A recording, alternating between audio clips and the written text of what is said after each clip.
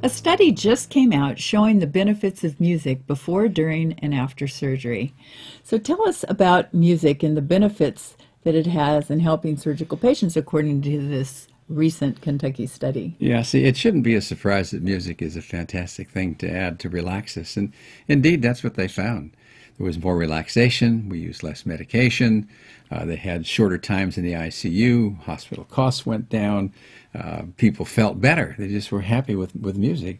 So it really is something that we should be using. I mean, it's for patients that we're trying to set up hospitals. So what kind of music was suggested? Well, the kind that you like. I mean, that makes sense too. I mean, you're not going to have somebody listening to rap if they're opera fans or the other way around. And I think that if you get into the mood of what's happening, it takes your mind away. It puts you in a relaxed state. And when you're in that relaxed state, a lot of good things happen. Well, what they did in this study, I think, was that they had a list, like playlists, and the patients were allowed to suggest the music that they would prefer. Yeah, they picked their own. Was in this list. Yeah, they didn't have to listen to the music that the surgeon was listening to, for example. So maybe using headsets. I mean, because we know some surgeons like music that's way out there. They might even like heavy metal, and other surgeons like opera, and others like I see pop. them doing heavy metal while they're hammering on your hip. Whatever it takes to get you in a place where you do what you do best.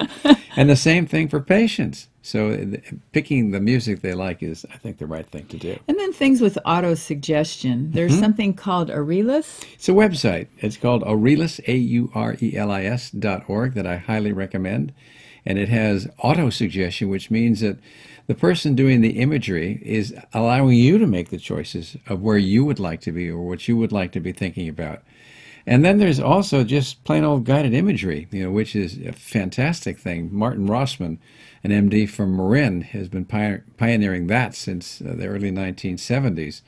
And you could go to his website, thehealingmind.org, for some really good information. I know when I had my surgery a couple of years ago on my hip, I went to both websites and picked the parts of it that I thought would be good for me. And the surgery was much more relaxing for me as I went through both before, during, and after surgery. Well, I was thinking about when I had my shoulder operated on because we've had a few surgeries because of an accident. Yeah.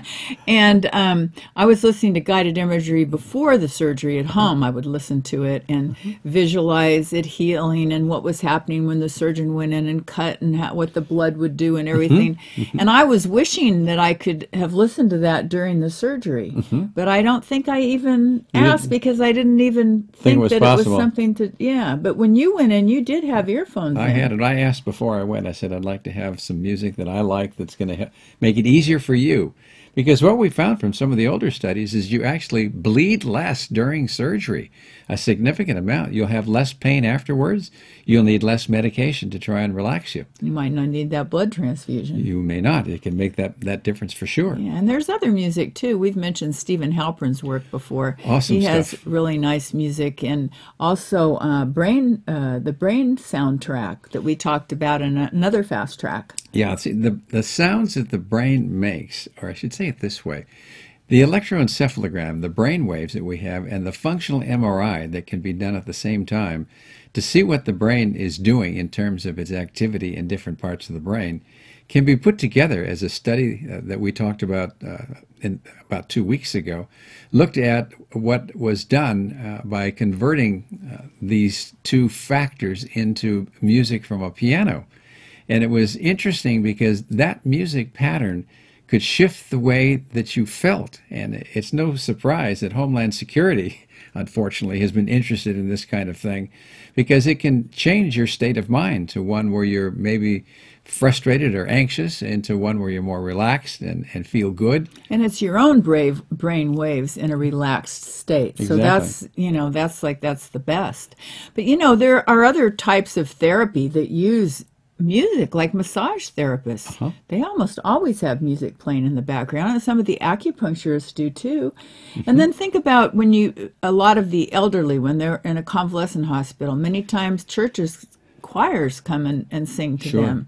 or people come and sing Christmas carols. And Exactly. it's uplifting. When your mom was sick, she was in her 90s, and she was sick, and we went in to see her one day, and she was just kind of like lying there and didn't want to wake up for us or anything. Right. And then in comes the music, you know. She's just Len's perked right brother up. and She's his directing group the from music. church, yeah, and all of a sudden she came alive, you know. So, but there are other sounds too that are healing besides just music. Like a lot of people find dolphin sounds, you know, Or whale very sounds. healing. Yeah, and listening to the rain or a creek or the ocean or crickets The or wind, whatever it yeah. is that moves you to feel relaxed is helpful. I think we should be thinking of sound therapy as a formal thing that should be introduced into hospitals as a routine treatment.